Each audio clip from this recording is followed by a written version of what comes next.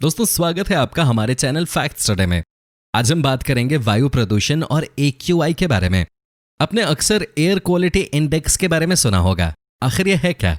दोस्तों आपने ध्यान तो जरूर दिया होगा कि आपके मोबाइल या लैपटॉप पे मौसम की जानकारी के साथ साथ वहीं नीचे AQI भी लिखा होता है।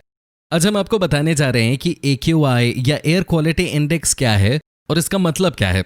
लेकिन उसके बारे में जानने से पहले थोड़ा बात कर लेते हैं वायु प्रदूषण के बारे में।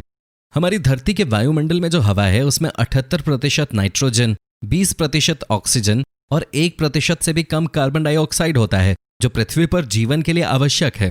मगर इसमें बहुत ही कम मात्रा में कुछ और चीजें जैसे कार्बन मोनोऑक्साइड, सल्फर डाइऑक्साइड आदि भी होती हैं, जो हानिकारक पदार्थ हैं, और अगर इनकी मात्रा हवा में बढ़ जाए तो इससे वायु प्रदूषण होता है।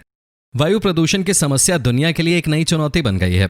दिल्ली, मुंबई जैसे बड़े शहरों में कई कारणों से वायु प्रदूषण बढ़ रहा है, जिसमें शामिल हैं वाहनों की संख्या में अत्यधिक वृद्धि, पेड़ों का काटना और फैक्ट्रीज से निकलता धुआं। एयर क्वालिटी इंडेक्स या वायु गुणवत्ता सूचकांक हर दिन की हवा की क्वालिटी बताने के लिए बनाया गया इंडेक्स है, जो सरकार के मौसम विभाग द्वारा रोज नापा जाता है। इससे यह पता चलता है कि थोड़े समय में ही स्थानीय वायु प्रदूषण किसी के स्वास्थ्य को कैसे प्रभावित कर सकता है।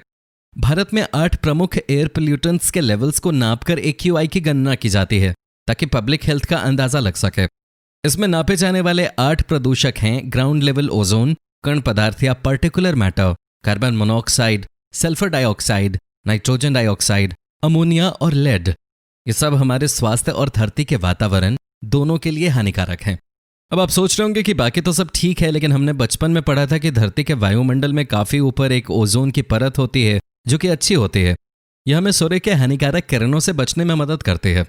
हालांकि आप शायद ये नहीं जानते होंगे कि अगर ओजोन गैस के कण जमीनी स्तर पर मौजूद हों तो वो स्वास्थ्य के लिए खराब है। ओजोन जमीनी स्तर पर तब बनता है जब सूर्य के प्रकाश कुछ रासायनिक उत्सर्जन, उदाहरण के लिए नाइट्रोजन डाइऑक्साइड, कार्बन मोनोऑक्साइड या मीथेन के साथ प्रतिक्रिया करते हैं। ये रसायन औद्योगिक इंडस्ट्रीज, गाड़ियों से निकलने वाले धुएं, गैसोलीन के जलने और अन्य स्रोतों से आ सकते हैं।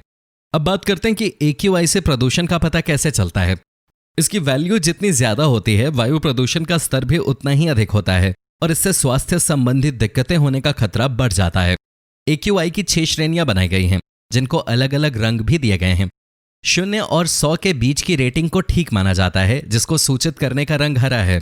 301 से 500 के बीच की रेटिंग को खतरनाक माना जाता है, जिसको सूचित करने के लिए लाल रंग का इस्तेमाल होता है।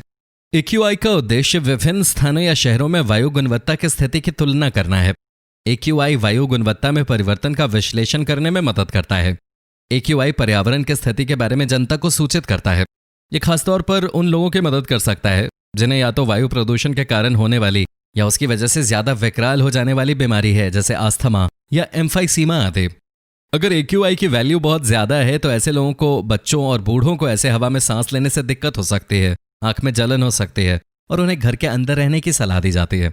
तो दोस्तों अब आपको भी समझ में आ गया होगा कि न्यूज में बताए जाने वाले AQI का मतलब आखिर क्या है, और अब आप इसे अच्छे से समझ पाएंगे। हमें आशा है कि ये वीडियो आपको पसंद आई होगी। अगर वीडियो पसंद आई है तो इसे लाइक करें, शेयर करें अपने दोस्तों के साथ, और साथ ही चैनल को सब्सक्राइब कर बेल आइकन दबाना ना भूलें, ताकि हमारे नए वीडियो की नोटिफिकेशन आप तक पहुंचे सबसे पहले। धन्यवाद।